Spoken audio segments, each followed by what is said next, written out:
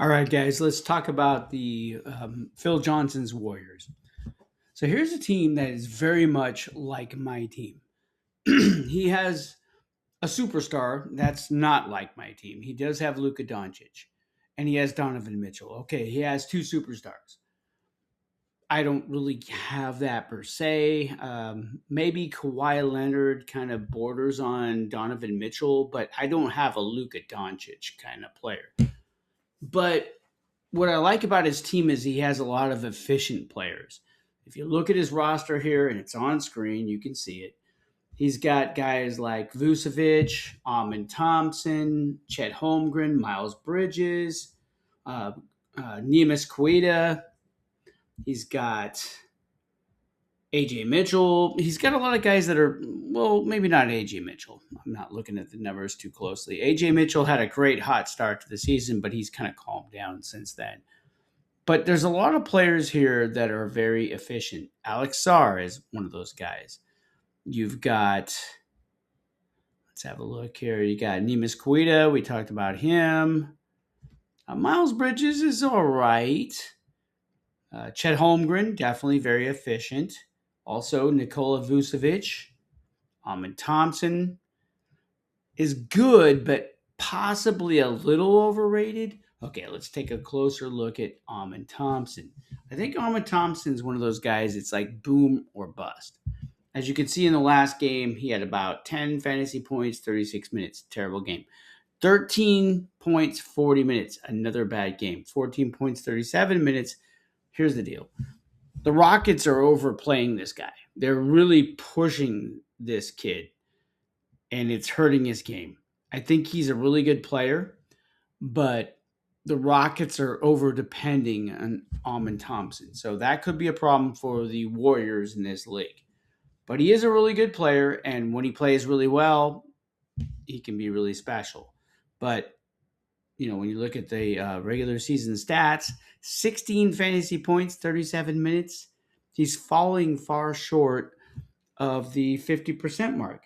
And bear with me, I'm just going to use my calculator here and check out the numbers. You get, let's just round up, 16 divided by 37. Yeah, he's at by like 0.43. Okay, so Amon Thompson looks like a special player, right? But the math doesn't work out because Josh Hart of the Saints is actually performing just as well as he is per minute. And that is a problem.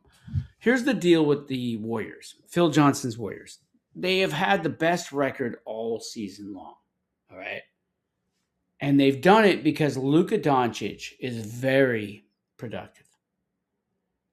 Donovan Mitchell, very productive. So basically, they have two players playing positions where it's hard to get good numbers. You got the guard positions, point guard, shooting guard. It's really hard to get this kind of production per minute. Let's just crunch the numbers. You got Luka Doncic, 23 fantasy points, 33 minutes. That's 0.69. No, got that wrong. Hold on one sec.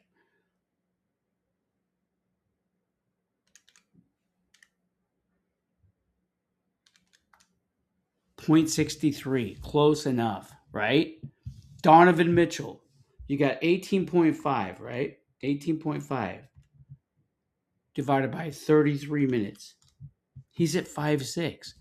I mean, dude, these are unbelievable numbers for guard position.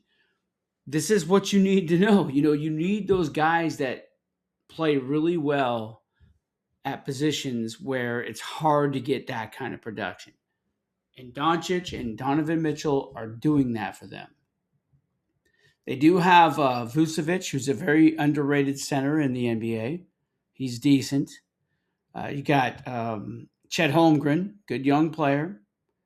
But honestly, this team is very dependent on their guards, on their backcourt. I'm not seeing a lot of other things here that makes me fear this team. Here's something that I've noticed about the Warriors, though. All season long, Phil has pulled out a lot of close games. He's had games where it was like tight, but he pulled it out by like 1 to 4 points. All right. So the record, don't let the record fool you. This team is just as vulnerable as anybody is in this league. He really is. And Phil's a good owner. I mean, I'm not talking trash here. I'm just calling it out for what it is. This is a team that is not guaranteed a championship. As good as his season has been, this team is vulnerable. If they play the Poway Eagles or the Copperheads in the semifinals, they could lose that series.